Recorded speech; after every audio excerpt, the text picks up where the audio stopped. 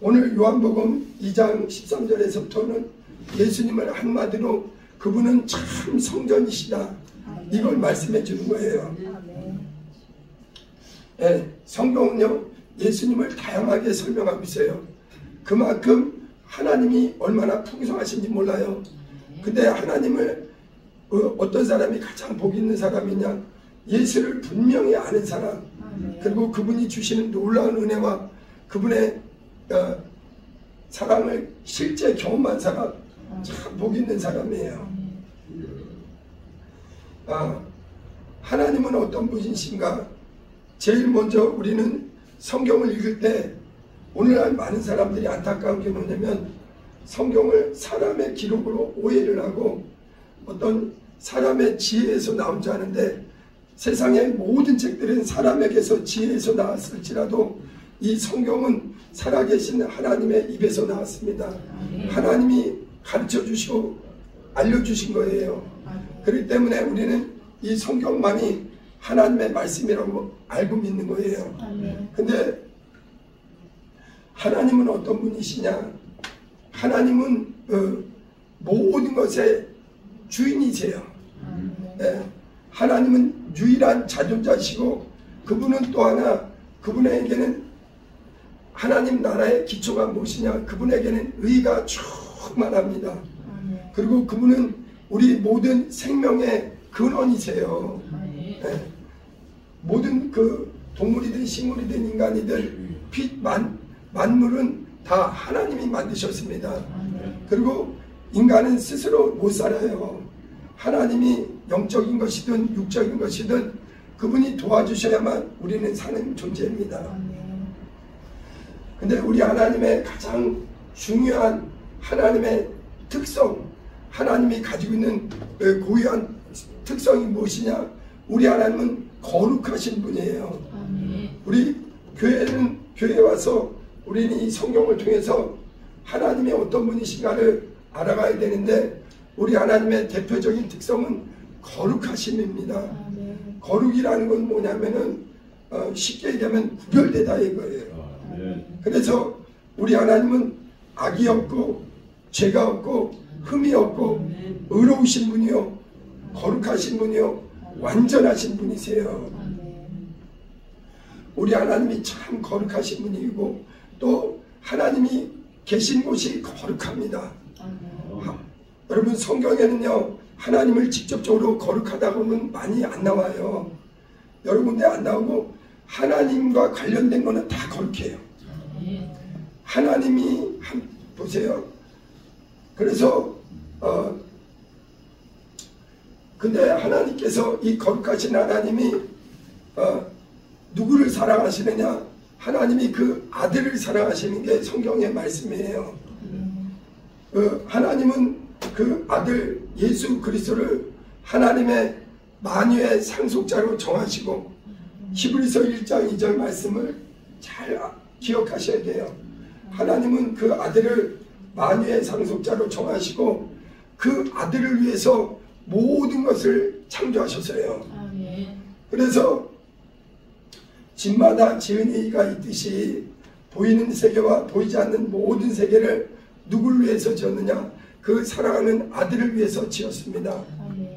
그래서 하나님께서 그 아들을 지극히 사랑하시는 게 우리 하나님이세요. 우리 아버지세요.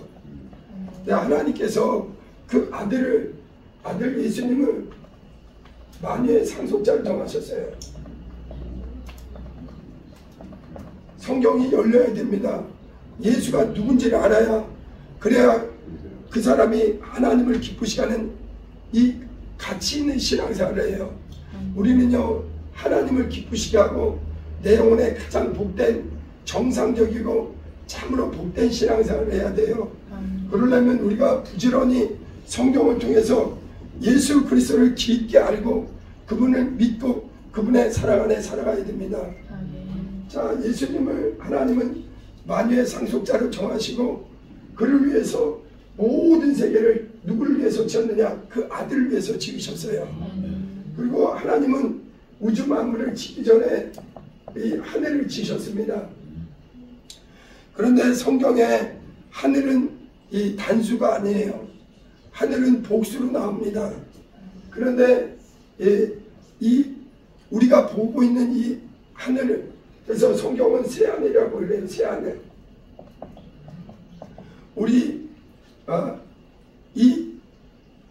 우리가 살고 있는 우주, 이 지구 하늘, 이 하늘은 첫째 하늘이 뭐냐면은 하늘에 새들이 날아다니죠. 예, 구름이 떠다니죠.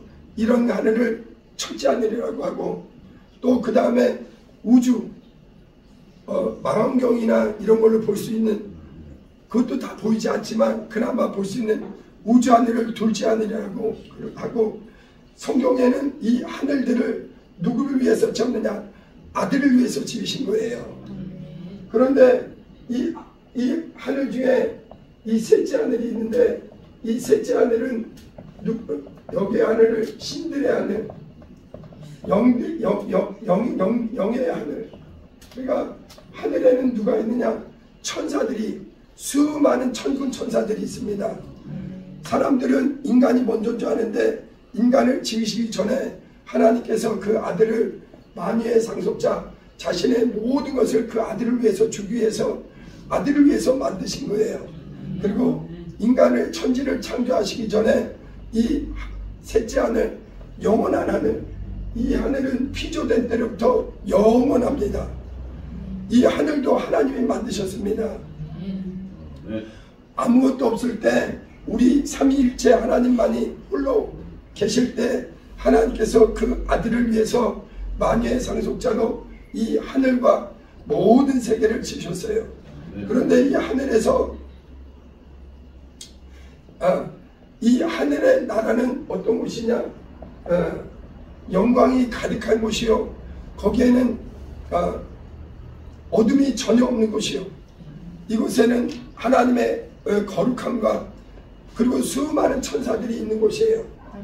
그런데 이 하늘에서 이 사단 마귀가 이 천사 중에 3분의 1가량이 범죄해서 이 하나님의 이 거룩하심을 깨트린 거예요.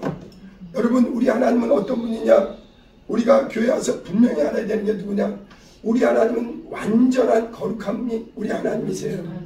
그런데 이 영광의 하늘에서, 이 신들의 하늘에서 3분의 1의 천사들이 타락하고 하나님께 반역하고 범죄하고 하늘의 그 질서를 깨뜨린 거예요. 그래서 더러운 것들은 거룩하신 하나님과 함께 있지 못합니다. 그래서 사단 마귀는 하늘에서 내어 쫓기게 됩니다. 자, 그리고 하나님께서 이 하늘의 그 모형과 같이 우리 하나님이 사람을 만드셨어요. 그래서 하나님의 뜻은 무엇이냐? 이 하늘을 그 아들을 위해서 만드셨는데, 모든 것을 아들을 위해 만드셨는데, 이 하늘에서, 하늘의 이 평안과 하늘의 어떤 영광을 더럽힌 그 사단은 쫓아내고 이 하늘의 뜻이 이루어졌습니다. 아버지의 기뻐하시는 뜻이. 그래서 그 아들은, 그 하나님의 아들 예수 그리스도는 아버지와 동등하신 분이에요. 여러분, 예수님은 영원 전부터 아버지와 함께 말씀으로 함께 계셨습니다. 여러분, 예수님은 누구와 계셨느냐? 아버지와 함께. 예수님은 어떻게 계셨느냐? 아버지의 품에 말씀으로 계셨다. 요한복음 1장에 설명하고 있는 거예요. 태초에 하나님이 태초에 말씀이 계시니라. 이 말씀이 아버지와 함께 계셨다 이거예요. 여러분, 오늘날 우리 신앙인들은요, 성경을 그냥 지나가면 절대 안 됩니다. 이 예수 그리스도는 영원 전부터 영원토록 아버지와 함께 계셨고 아버지 품에 계셨는데, 하나님께서는 이 하늘을 누구를 위해서 지었느냐? 그 사랑하는 아들을 위해서. 이 하늘과 모든 세계를 그 사랑하는 아들을 위해서 지으셨어요. 그리고서는 이 아들, 근데 이 하늘에서는 수많은 천사들이 하나님을 지금까지 그 창조된 그때부터 천사들을 창조하고 하늘을 창조하고 천사들을 창조한 그때부터 천사들은 하나님을 섬기고 있어요. 그리고서는 하나님께서는 땅에 땅에는 무엇을 만드냐? 이 우주를 만드신 거예요. 지구를 만드셨습니다. 그리고 이 땅에 하나님을 닮게 누구를 지었느냐? 흙으로 사람을 지으시고 그 코에 생기를 불어넣어서 생명 아담이 되게 하셨습니다. 아담. 그래서 하나님은 하늘에서는 천사들이 하나님을 섬기고 땅에서는 하나님의 그 모양대로 지음받은 인간이 하나님을 경외하고 섬기게 만드셨어요. 그런데 인간은 영적 존재를 만들었는데 하늘에서 범죄한 사단 마귀가 뱀으로 나타나서 막 이 인간을 유혹하죠. 그래서 에덴에서 쫓겨나게 됩니다. 이게 저도 교회 와서 목사님들이 아담 얘기를 나한테 왜 자꾸 하나 그런 생각을 여러 번 했었어요. 이게 지어낸 얘기인 줄 알고 그러는데 성경은 1.1핵도 허황된 게 아닙니다. 우리 영혼이 살기 위해서 반드시 이 성경을 바르게 알아야 돼요. 이것이 영적 사실이에요. 인류는 아담 이후에 선악과 사건 위에 타락하고 범죄해서 에덴에서 쫓겨나게 됩니다. 지난번에도 얘기했지만 범죄한 사람이 동쪽으로 쫓겨나게 돼요. 그래서 여기는 하나님과 인간 사이에는 죄의 담이 생기고 또 두루도는 불칼로 하나님의 천군 천사로 막으시는 거예요. 자, 근데 하나님께서 이렇게 인류가 범죄한 가운데 육신대로 살다가 육체가 마감되면 영원한 죄값은 사망이기 때문에 그 원죄로 말미암아 멸망할 수밖에 없는 거예요. 그러니까 하나님께서 모세에게 모세를 부르십니다. 아브라함의 자손 중에 모세를 부르세요. 그리고서는 하나님께서 하나님이 이 죄인은요 하나님과 분리되어 있는 거예요. 하나님이 함께하지 못하는 겁니다. 근데 하나님께서 아브라함의 약속을 따라서 모세를 통해서 무엇을 약속해 줬느냐? 하나님과 인간 사이가 같이 함께 할 수 있도록, 같이 하나님과 같이 할 수 있도록 하나님께서 모세에게 율법을 주시고 아주 중요한 걸 알려주는데 성소를 짓게 만드십니다. 성소. 우리 하나님은요 거룩한 분이에요. 우리 하나님은 불의가 전혀 없는 분입니다. 그렇기 때문에 하나님이 임하시는 곳은 거룩한 곳에만 임하세요. 그래서 아담 이후에 모든 사람이 죄악에 관여하기 때문에 그대로 놔두면 멸망할 수밖에 없기 때문에 하나님이 아브라함의 자손 중에 모세를 택해서 모세에게 이 하늘의 하늘의 모형을 따라서 이 영광의 하늘은요 전혀 어둠이 없습니다. 이 의의 하늘이에요. 이 하늘의 모양, 이 하늘은 누가 계시느냐? 지금은 우리 주님이 올라가 계신 예수님의 보좌가 계신 곳입니다. 여러분, 이 하나님께서 모세에게 계시해 주시는 거예요. 알려주시는 거예요. 이거는 사람에게 난 것이 아닙니다. 그래서 성막을 지나고 출애굽기 25장 8절을 찾아보세요. 출애굽기 25장 8절을 봅니다. 오늘 본문을 이해하려면 성막과 성전에 대해서 쭉 한번 찾아보려고 해요. 출애굽기 25장 8절 같이 한번 25장 8절 한번 읽어보겠습니다. 시작. 내가 그들 중에 거할 성소를 그들이 나를 위하여 짓되. 그래서 하나님께서요 사람 중에 모세를 택하시고 하나님은 거룩한 분이기 때문에 아무 곳에나 임하지 않으세요. 하나님은 우리 사람과 같이 불의하고 죄악이 있고 어둠이 있고 더러운 분이 아니십니다. 그분은 점도 없고 흠도 없고 오르신 분이요. 그분은 완전히 거룩하신 분이에요. 그렇기 때문에 근데 하나님께서 그냥 사단을 놔두듯이 인간을 포기해버렸다면 인간은 멸망할 수밖에 없는 거예요.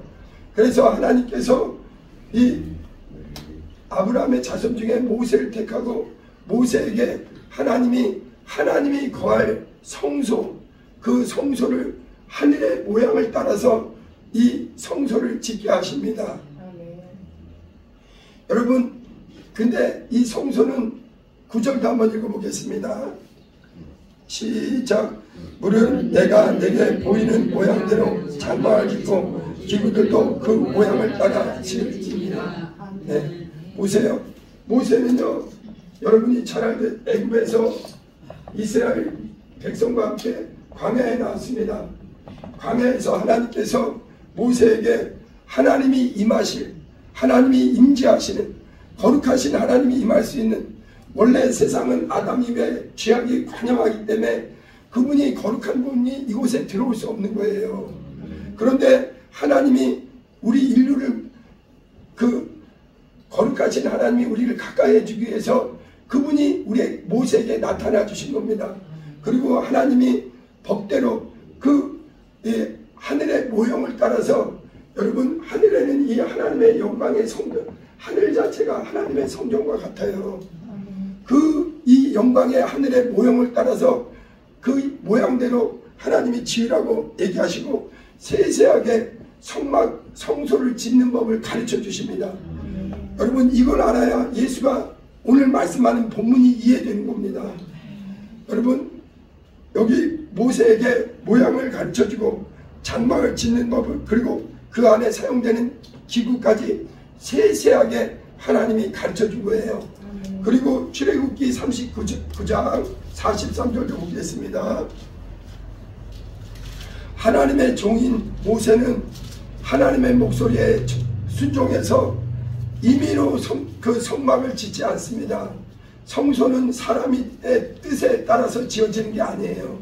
하나님의 뜻대로 지는 거예요. 출애굽기 39장 43절 같이 한번 읽어볼게요. 시작. 본즉 여호와께서 명령하신 대로 되었으므로 모세가 그들에게 축복하였구나. 네, 하나님이 모세에게 명령대로 한 거예요. 아담은요, 하나님의 명령을 불순종했는데 모세는요, 하나님의 명령에 순종하기 시작하는 거예요. 그리고 하나님이 만들란 대로 이 성막을, 이 광야니까 광야에는 고정시킬 수 없어요. 그래서 텐트처럼, 마치 텐트처럼 이동식 성소, 하나님 임하시는 성소를 아까 출애굽기 25장 8절에 읽었잖아요. 내가 거할 성소를 지어라. 이 성소 짓는 법을 모세에게 가르쳐 주신 것입니다. 그리고 모세는 광야에 40년 있었죠. 광야 40년 기간 동안에 모세는 하나님의 법대로 이 성막을 짓는 거예요.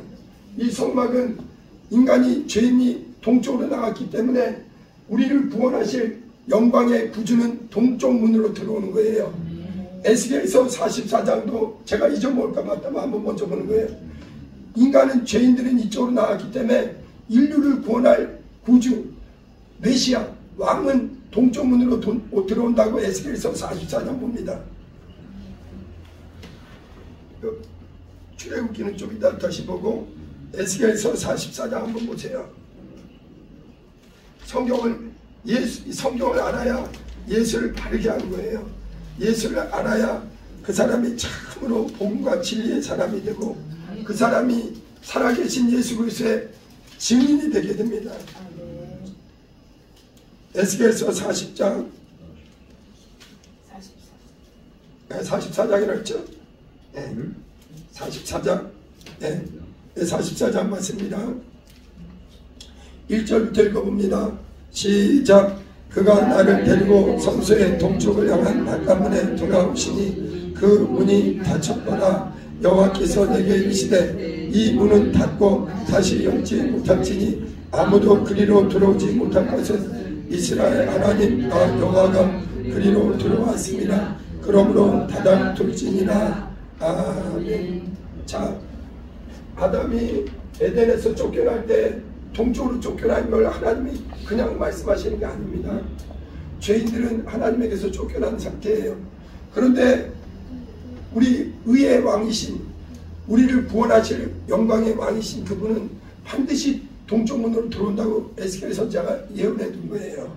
그런데 모세는 하나님께서 자기 임의로 지은 게 절대 아니에요. 이것을 이 성막은요, 하늘의 이 성전의 모양을 그대로 담게, 원본이 하늘에 있습니다. 이 영광의 하늘에 이 성경대로 히브리서 8장 5절에 보면요, 우리는 구약을 이해할 때 어떻게 이해해야 되냐면, 구약은 하나의 그림자와 같아요. 그리고 또 비유와 같습니다. 모형과 같아요. 그래서 히브리서 8장 5절도 한번 천천히 읽어볼게요.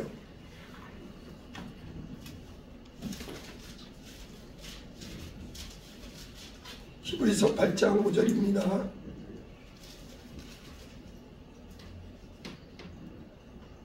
같이 읽어봅니다. 시작.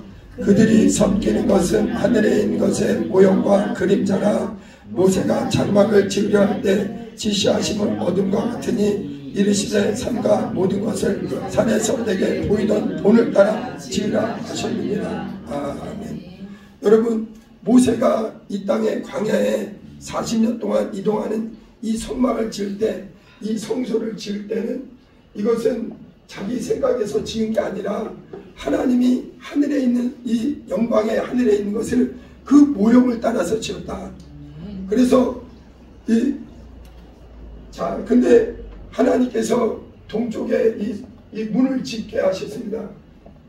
이 광야에서 지은 그 성소는 성막이라고 해요. 회막이라고도 합니다. 근데 이 성막을 모세가 하나님이 지으란 명령대로 지은 거예요. 출애굽기 40장 한번 잘 보세요. 우리 신앙생활은요, 내 임의로 하는 게 절대 안 됩니다. 우리는 하나님이 하란 대로, 하나님이 명하신 대로 그 말씀을 따라서 사는 게 우리 신앙생활이에요. 출애굽기 40장을 한번 보세요.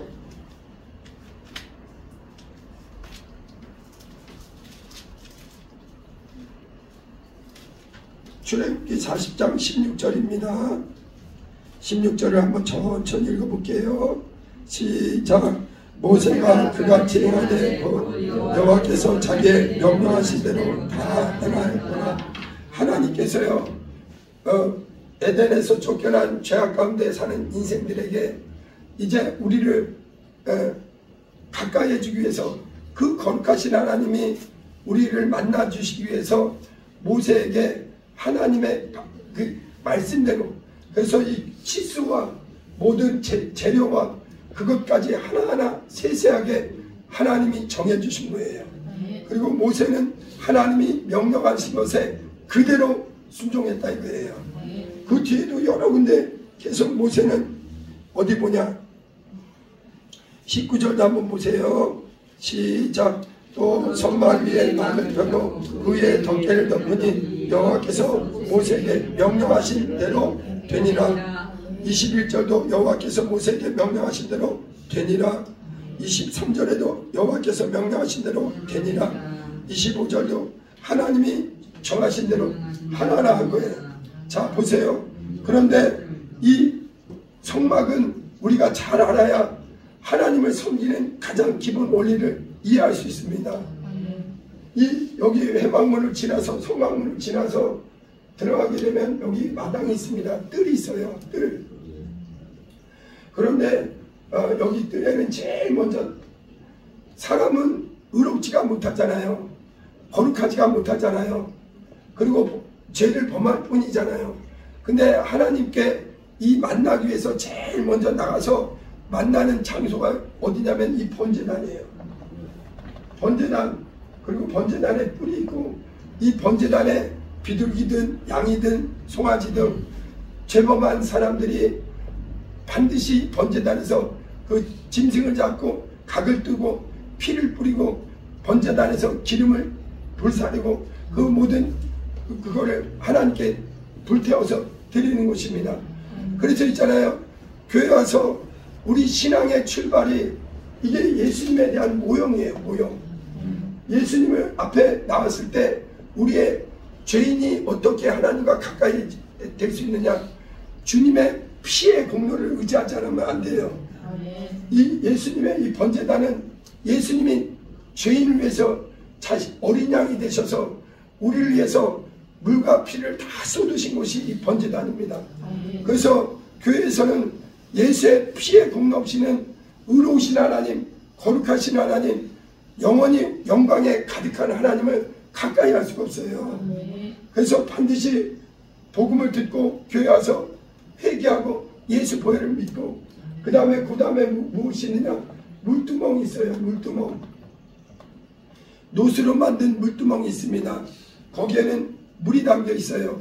의로우신 하나님께 나갈 때는 손을 깨끗이 씻어야 돼요.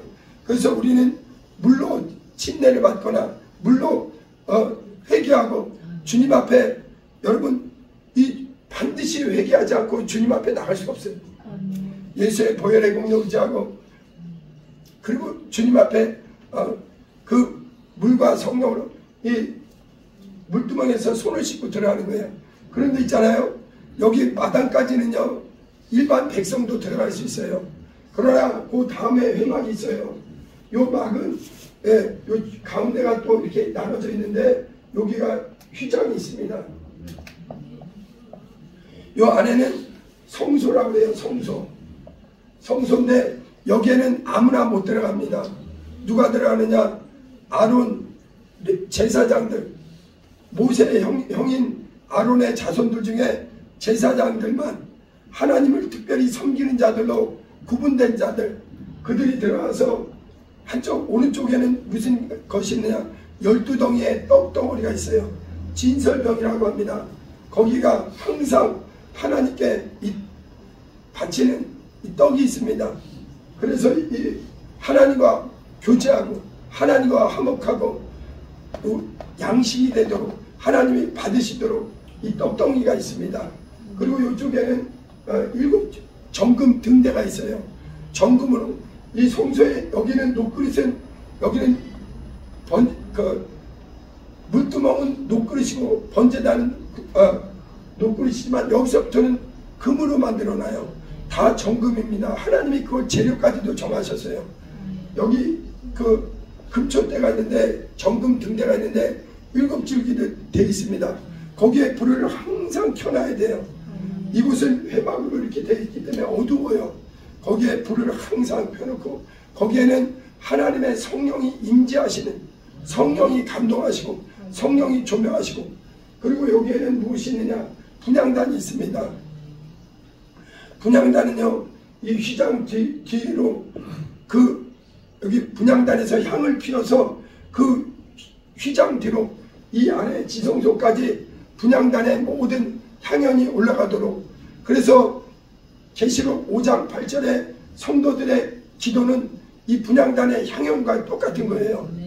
이 지성소에는 절대 거룩하고 의로우신 하나님, 홀리 거룩하신, 세상과 인간과 죄악과 완전히 구분되시는, 완전히 의로우신 하나님이 임재하시는 장소예요. 그렇기 때문에 거기는 아무나 못 들어가고, 그것도 1년에 한 번 대속죄일에 사람 중에는 가장 의롭게 뽑은 아론의 자손 중에서도 대제사장만이 1년에 한 차례 들어가는 거예요. 그것도 대속죄일인데, 그때 여러분 하나님은요, 여기 제사장도 그렇고 제사장의 의복이며 제사장의 모든 복장, 또 모든 그 규례, 그 다음에 성전의 기구 하나하나 세세토록 주님이 말씀해 주셨어요. 그래서 이 분향단에 불을 꺼뜨리면 절대 안 됩니다. 제사장의 사명은 무엇이냐? 분향단에 불을 꺼뜨리지 말라 이거예요. 그래서 예수님이 이 기도에 불을 꺼뜨리면 절대 안 돼요. 오늘날 구약 때는요, 여기에는 아무나 못 들어갔습니다. 택함받은 제사장들만 들어갔어요. 그러나 오늘날 신약시대에는 무엇이냐? 우리 모두가 예수 그리스도의 보혈의 공로 안에 그 이름을 믿고 영접한 자를, 물과 성령으로 거듭나고 예수와 연합한 자를 하나님의 피로 산 자녀는 얼마든지 하나님께 나갈 수 있게 해주셨습니다. 그래서 어떤 분들은 목사님만 제사장인 줄 아는데, 목사님은 오늘날은 우리 기독교는 무엇이냐? 우리 모두가 하나님의 피로 산 자녀요, 왕같은 제사장들이에요. 그래서 그리고 이 지성소에는 무엇이 있느냐? 지성소에는 법궤가 있습니다. 법궤. 이 법궤를 언약궤라고도 하는데, 법궤는 아카시아 나무로 튼튼하게 만들었는데, 그 위에는 양쪽에 그룹들이라고 해서 천사 모양으로 이렇게 법궤를 이렇게 천사들이 가리고 있어요. 그리고 이곳에 대제사장이 이 법궤 위에 무엇을 시은좌라고 합니다. 하나님의 은혜가 부어지는 곳. 여러분, 하나님은 아무 곳에나 임재하지 않으세요. 이 법궤 안에는 무엇이 있느냐? 만나의 그 만나를 담은 항아리가 있고, 쌍난 아론의 지팡이가 있고, 또 두 돌판이 이 법궤 안에 있습니다. 이 거룩하신 하나님, 의로우신 하나님, 영광의 하나님이 이렇게 모세를 통해서 규칙을, 이 성막을 짓는 법, 성소를 짓는 법을 가르쳐 주시고, 하나님이 이곳에 임재하시기로 약속해 준 거예요. 그리고 모세는 아까 말씀드린 대로 자기 생각이 아니라 자기 생각을 다 버리고 하나님이 지으라는 대로 그대로 지었다 이거예요. 자, 그리고 이 40년 동안 여러분, 하나님이 얼마나 광대하시고 하나님이 얼마나 전지전능하시고 영광의 하나님이세요. 그런데 이 사람이 손으로 지은 집에 거할 수 없는데도 제일 중요한 게 뭐냐? 이 지성소에 홀리 오브 홀리, 가장 거룩한 그 지성소에 하나님의 이름을 두시기로 약속해 주신 겁니다. 그리고선 40년 동안 이스라엘 사람들은 항상 이 광야에서 이 성막을 중심으로 12지파가 항상 성막 중심으로 하나님의 이름을 경외하고 하나님만이 우리의 참 생명이시고 모든 것의 근원심을 인정하고 그렇게 사는 거예요. 그러다가 이제 예루살렘에 들어가게 됩니다. 그래서 예루살렘에 들어가서 사사기 시대를 지나서 이제 왕정 시대가 됐어요. 근데 사울왕은 하나님 보실 때 하나님보다 사람을 우선한 사람이었어요. 그리고 하나님께서 누구를 택했느냐? 다윗왕을 택합니다. 그리고서는 다윗왕은 그 하나님에 대한 사모함이 대단한 거예요. 네. 그래서 하나님의 마음에 합한 사람인데, 그런데 있잖아요, 하나님에게 다윗에게 다윗의 소원이 뭐냐? 하나님, 내가 사는 이 예루살렘 왕궁은 이렇게 아름다운데 내가 사랑하는, 내가 경외하는 나의 하나님, 우리 하나님의 성전을 내가 짓고 싶습니다. 이것이 다윗의 갈망이었어요. 그런데 하나님께서 사무엘하 7장 13절을 봅니다. 하나님께서는 다윗의 그 갈망을 아시지만 다윗에게서는 전쟁을 통해서 많은 피를 흘렸기 때문에 그 사랑하는 아들 솔로몬을 통해서 성전을 짓기로 하나님이 정하신 거예요. 사무엘하 7장 13절 봅니다.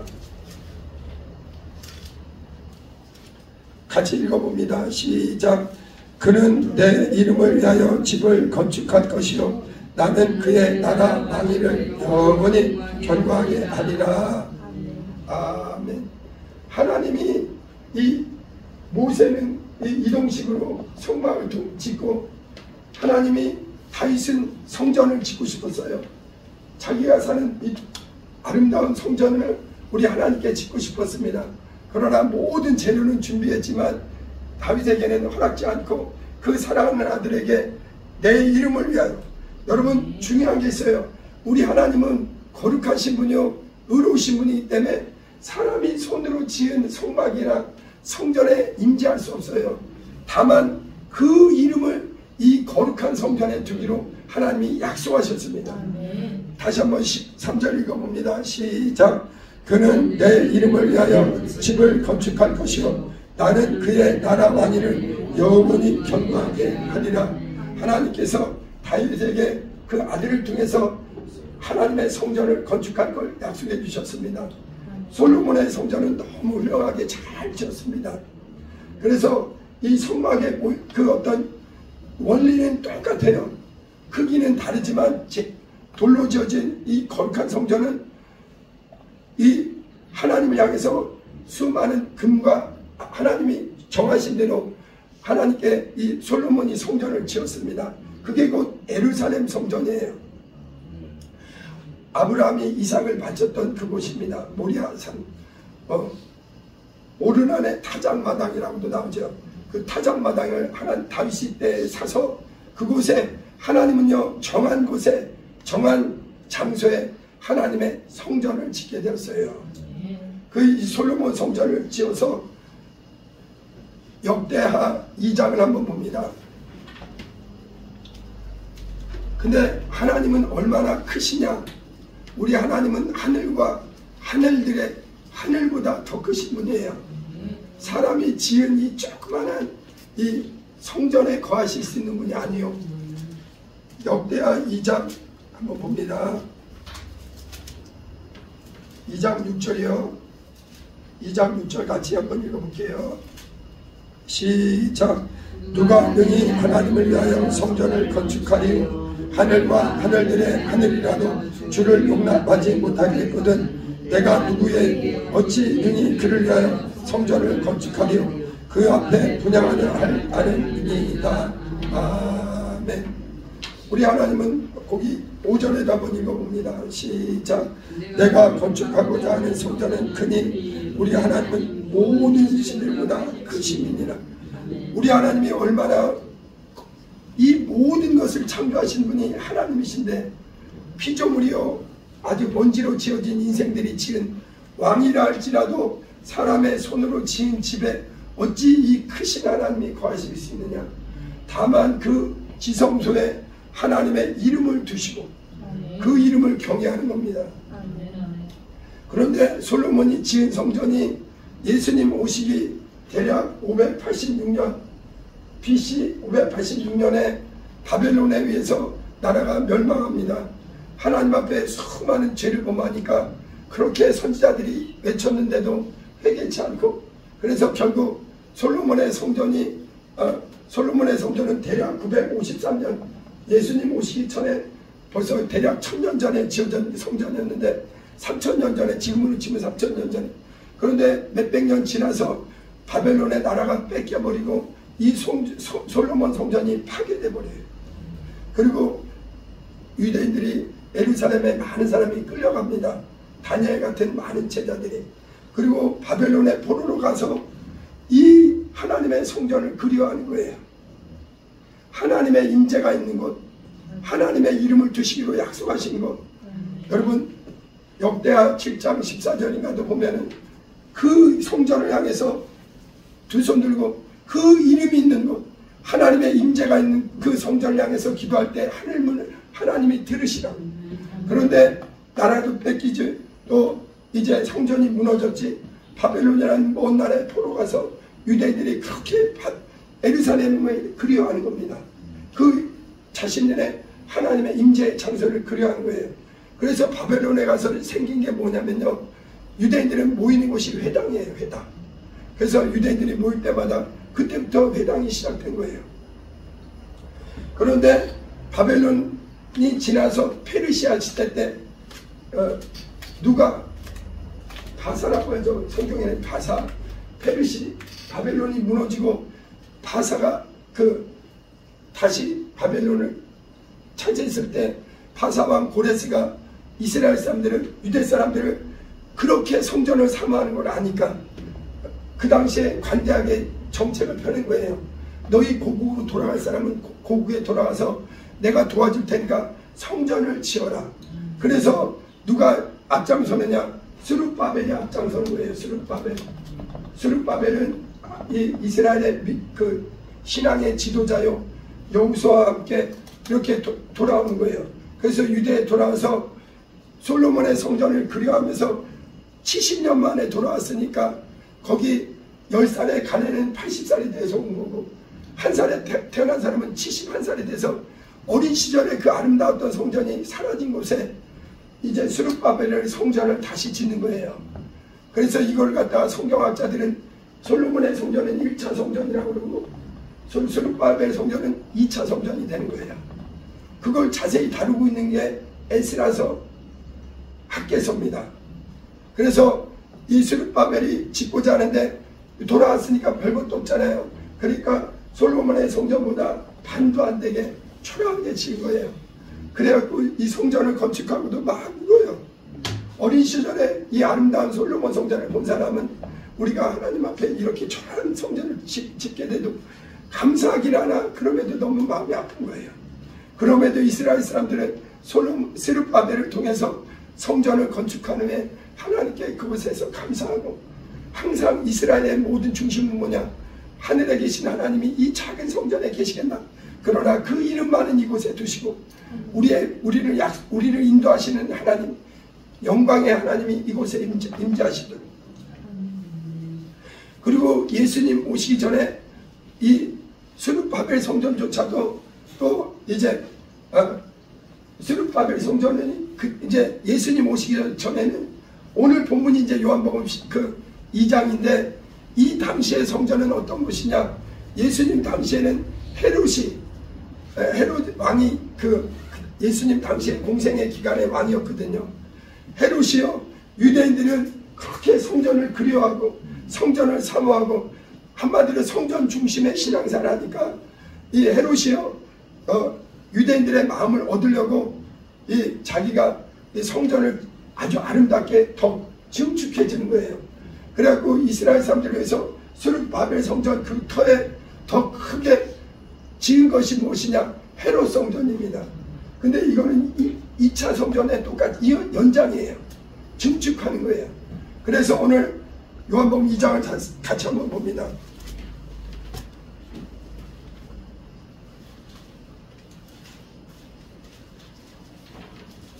요한복음 2장 13절을 한번 같이 읽어봅니다. 시작. 유대인의 유월절이 가까운지라 예수께서 예루살렘으로 올라가셨더니, 보세요. 예수님이 유월절은 예루살렘에서 지키는데, 성전이 있는 곳에서 지키는데, 이 성전은 근데 이스라엘 사람들은 잘 알듯이 애굽에서 해방됐던 이 유월절은 보통 명절이 아니에요. 민족의 대축제입니다. 그렇기 때문에 남자들은 성전에 이렇게 모여야 되는 거예요.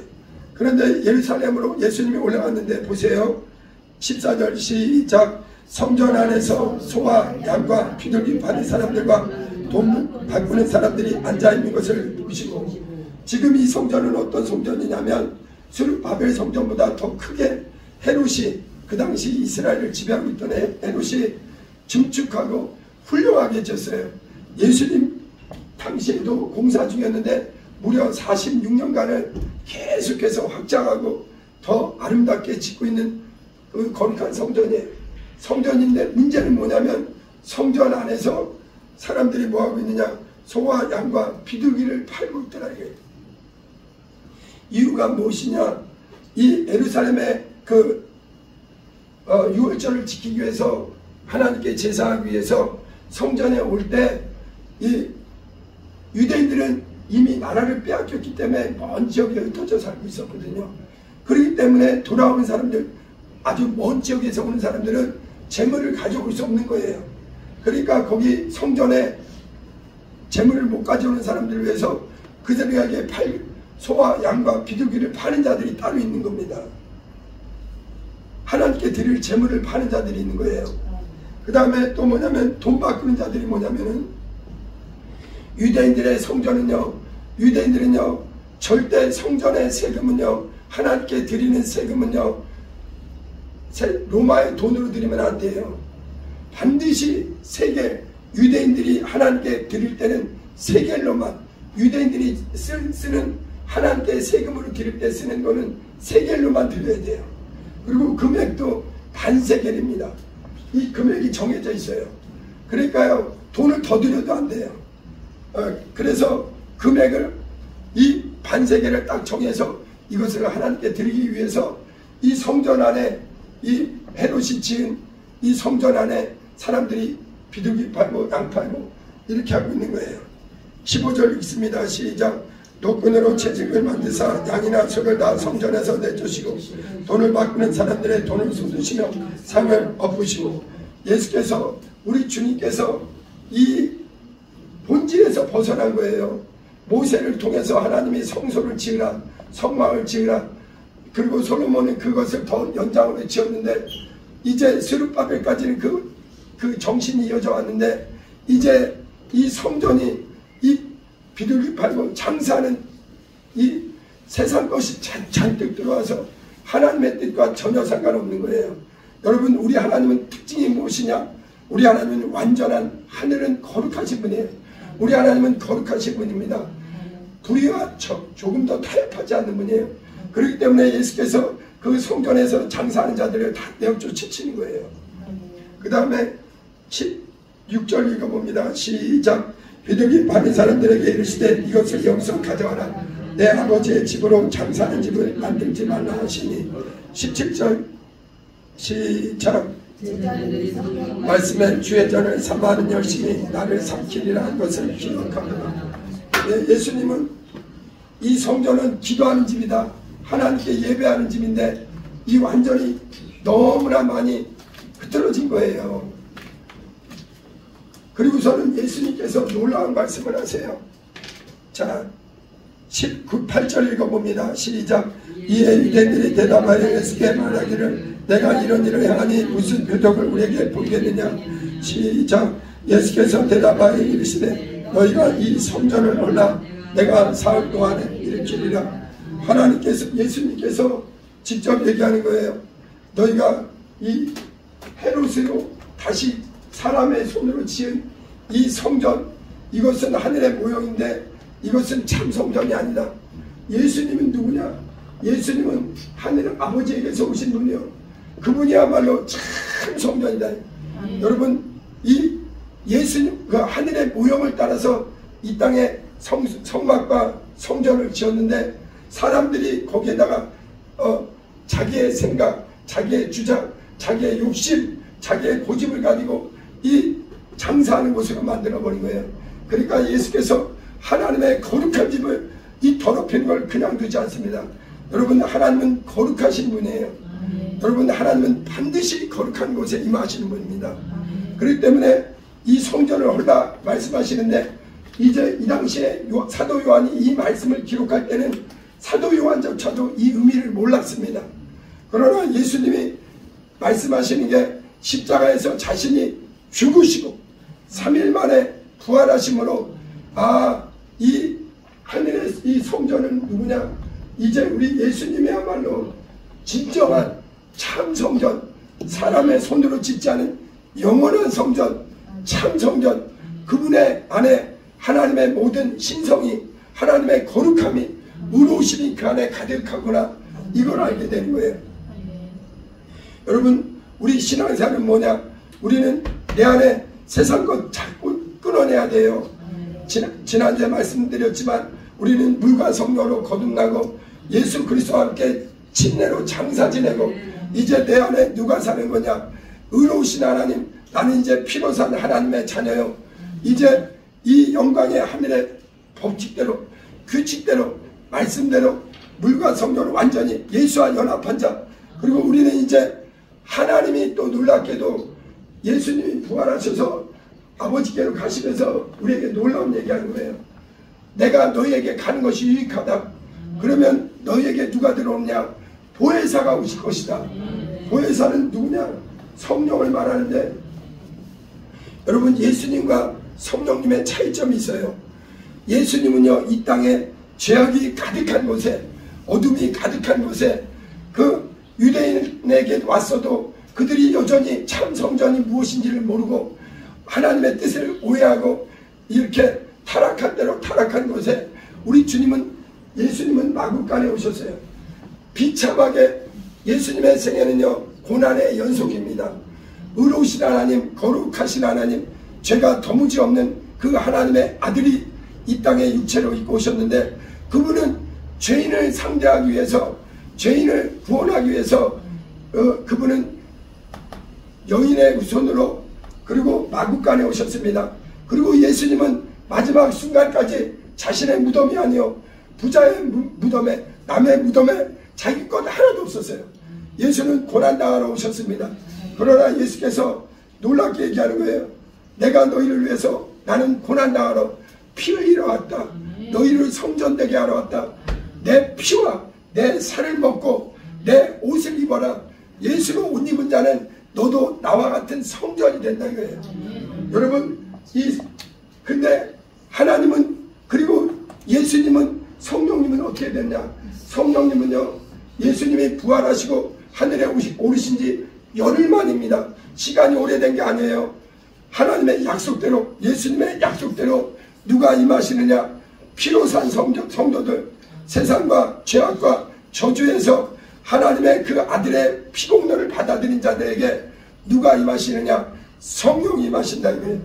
그래서 아까 이 성막의 기둥이 50개입니다. 이게 50일 만에 오순절 만에 여기 바깥에 흰 세마포를 가지고 있어요. 여기 흰 옷을 입은 성도들에게 누가 임재하시느냐? 예수의 이름으로 보혜사 성령이 누구 이름으로 임하느냐? 피를 의지하고 회개하고 물과 성령으로 거듭난 자에게 말씀과 기도와 하나님과 소통이 열려서 휘장이 찢어지고 이 지성소까지 들어가도록 이 진리의 성령이 이제 우리를 성전 삼고 내주하신다 이거예요. 그래서 고린도전서 3장 16절에는 너희가 하나님의 성전이 되었다. 너희가 하나님의 성전이 거가 하나님의 성령이 너 안에 거하시는 것을 너희가 알지 못하느뇨. 하나님의 성전을 더럽히는 자는 하나님이 그 사람을 멸해버리신다 이거예요. 예수님이 그 예루살렘 성전에 장사치기를 몰았는데 여러분 마지막으로 이 얘기할게요. 여러분 성경에 이 지성소를 갖다가 뭐라 하냐면 나우스라고 해요. 나우스. 여기 이 지성소에만 누가 계시느냐? 영광의 하나님의 임재, 영광의 이름이 있습니다. 하나님의 이름은 아무 데서나 두는 곳이 아니에요. 우리 하나님은 더러운 곳에 임하지 않으세요.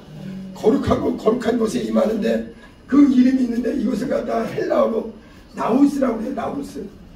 이 홀리 가장 거룩한 곳입니다. 그런데 있잖아요. 이제 하나님은 우리를 성전 고린도전서 3장 16절에 너희가 하나님의 성전이라 할 때도 우리를 나우스라고 합니다. 우리를 갖다가 성전 지성소를 말하는 거예요. 우리를 지성소 삼으셨다 이거예요. 그리고 누가 들어오느냐? 그 거룩하신 이름으로 들어오세요. 그래서 우리에게 예수의 이름을 영접하고 예수 보혈의 공로 안에 사는 자에게 성령이 들어오셔서 여러분 육의 사람은 거룩하지 않은 사람은요 아까도 얘기했지만 예수님은 만국간에 또 이 고난에 받기 위해서 오셨지만 성령은 그런 분이 아니에요. 성령은 거룩한 곳에 임하시는 분입니다. 성령은 물과 피로 거듭나고 하나님의 사랑받는 자녀들에게 여러분 성령은 본질이 달라요. 사역이 다릅니다. 그분은 성전을 삼고 들어오시는 분이에요. 그래서 우리 믿는 자들의 육체는 무엇이냐? 성령이 일하시는 집무실이에요. 여러분 왕 중에 왕은 아무데나 들어오지 않습니다. 그래서 예수님이 내가 아버지께로 가면 보혜사 성령이 너에게 올 것이다. 그 약속을 기다리다가 베드로 바울이 물과 성령으로 거듭나고 성령으로 인침받음부터 계속해서 담대히 증거하는 거예요. 예수를 너희가 십자가에 못 박았지만 하나님이 그를 살리셨고 우리에게 보내주신 성령 이 일에 우리는 성령으로 이 일을 증거하는 것이다. 목배임을 받는데 아끼질 않았어요. 여러분 예수는 누구시냐? 성경은 이 손으로 지은 성전은 잠시지만 하나님의 성전은 영원하다. 그래서 이 지성소를 나우스라고 그래. 나우스. 이 이름으로 우리에게 나우스에 우리 영혼을 성전 삼고 들어오시고 아까 말씀드렸지만 셋째 하늘을 나우스라고 해요. 나우스. 우리 주님 지금 어디 계시느냐? 나우스에 계세요. 영광의 나우스에. 우리는 누구시냐? 우리의 육체를 성전 나우스를 삼고 그래서 예수님이 누가복음 17장 20절에 하나님의 나라는 볼 수 있게 임하는 것이 아니오 여기 있다 저기 있다고도 못하더니 너희가 하나님의 성령이 임하시는 하늘이 되었다 이거예요. 비록 우리는 육으로 난 자요 죄악 가운데 출생했는데 복음을 듣고 회개하고 예수 보혈의 공로 안에서 아들의 영으로 거듭난 자 그리고 완전히 하나님의 나우스 예수님이 나우스에만 임하세요. 절대 성령을 받지 않으면 그 사람은 하나님의 자녀가 아닙니다. 완전한 하나님의 사람이 아닙니다. 우리는 누구냐? 예수 그리스도가 하나님의 영원한 성전이요. 우리도 그분과 연합함으로 영광의 성전이 되어서 그래서 우리는 세상을 따라서 살 수가 없어요. 성령의 인도 따라서 우리는 주님 다시 오실 날까지 거룩하게 구별되어 있게 사는 겁니다. 우리 같이 찬양합니다.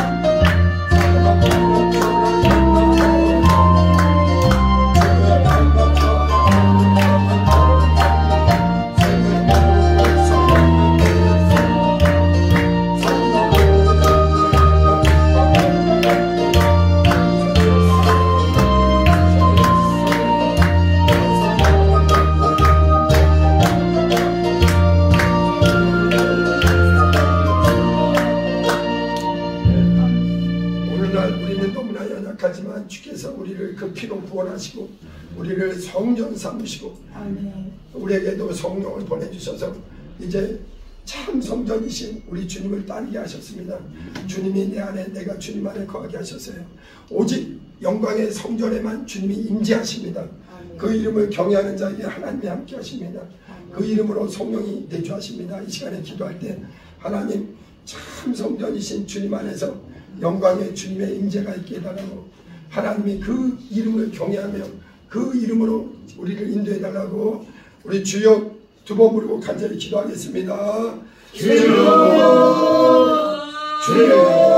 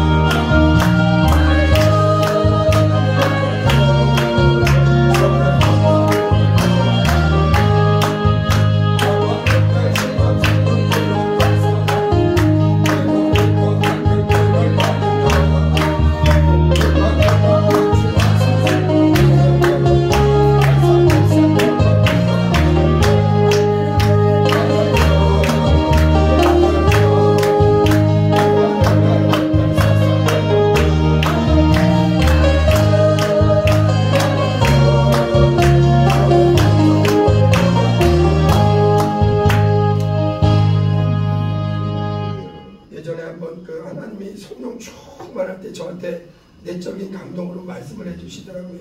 호정아, 네가 주인이냐 내가 주인이냐. 성령이 주인이시죠.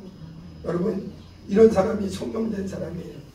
여러분, 지금도 많은 사람이 신앙생활하면서 예수님은 고난받으러 오셨지만 성령님은 우리의 주인대로 오셨어요. 왕대로 오셨습니다. 우리는 그분이 거하시기 편안해야 돼요. 우리 안에 거하시기 불편하면 안 됩니다. 그래서 성령을 절대 소멸하지 말라고 했어요. 성령을 근심시키지 말아라. 성령은 인격이세요. 여러분이 순종하고 존중하고, 예수님은 핍박해도 그분은 우리를 용서하지만 성령을 제한하면 금생과 내 생에 사함이 없는 거예요. 우리가 늘 깨어서 기도하고 절대 성령 충만하기 위해서 몸부림치고 깨어 기도하는 겁니다. 마무리 기도하겠습니다. 하나님 우리 아버지, 오늘도 참으로 예수 그리스도가 참 성전인 것을 우리가 영의 눈이 활짝 열리게 도와주시옵소서. 성경이 활짝 열리게 도와주시옵소서. 예수 그리스도는 이론의 주님이 아니요 지금 살아계셔서 내 속에 진리의 성령으로 내주하시는 분이시오. 성령이 늘 우리와 함께 하시는 우리 주님이 성전이시듯 우리도 참 주님의 성전되어 주님의 영광에 살게 도와주시옵소서. 늘 깨어서 기도하게 하시고, 또 오늘 예배하는 분들과 그 가정에 영적으로 육적으로 방해하는 모든 원수들, 채찍에 맞으신 예수님으로 질병과 저주 더러운 원수들은 떠나지어다. 날마다 예배하는 분들에게 성령과 능력으로 기름 부어 주시옵소서. 이제는 우리 주 예수 그리스도의 은혜와 아버지 하나님의 극진하신 사랑과 성령의 충만한 역사가 성전이신 주님 안에서 성령으로 충만함으로 주님 따라가기를 원하는 우리 모두 위에 이제부터 영원토록 함께 있을지어다. 아멘.